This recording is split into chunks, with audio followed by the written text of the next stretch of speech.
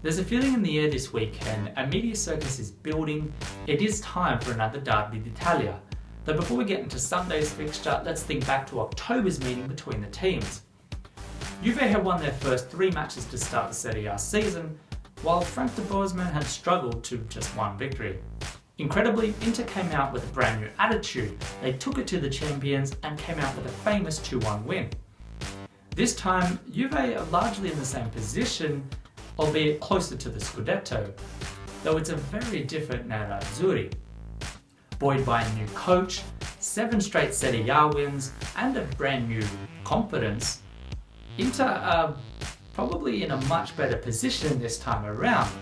Of course, the big difference being this time it's in Turin, at Juventus Stadium, somewhere Juve have won their last 27 Serie A matches, by far the strongest fortress in Italy.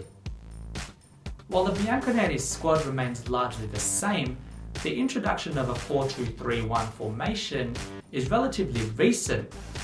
Massimiliano Allegri has tried to find a method that allows him to utilise his full squad in the best possible way and make his team a more lethal outfit.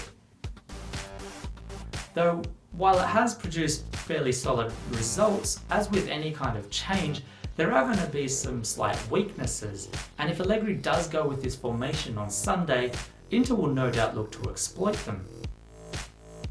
While a 4-2-3-1 allows Juve to field Gonzalo Higuain, Paulo Dybala, Mario Mandzukic and Juan Cuadrado in the starting 11, this inherently places a lot of pressure on the defensive midfield.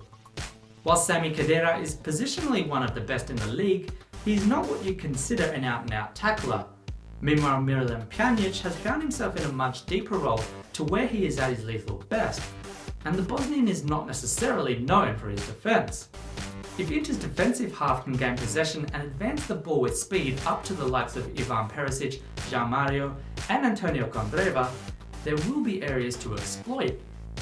For Inter, the main difference to their starting 11 is likely to be the inclusion of young Roberto Gagliardini.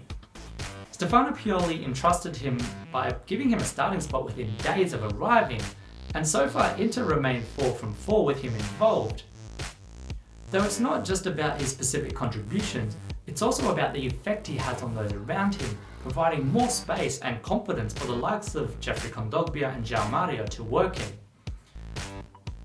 Inter's defence does remain their biggest weakness, and a big opportunity in Allegri's 4-2-3-1 is to take advantage of the Nerazzurri wingbacks, who continue to find themselves out of position and costing the team goals.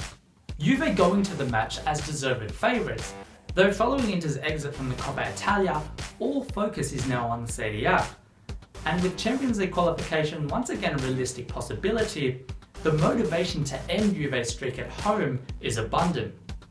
And if you aren't already excited, there's also Gonzalo Higuain vs Mauro Icardi. It's shaping to be a fantastic spectacle of football, so let's hope it can live up to our expectations. If you are keen for a bit of a wind down after the match, be sure to log on to the FIF YouTube page, as we'll be doing a bit of a live reaction following Sunday's match. Otherwise, until next time, enjoy the game and Forza Italian football.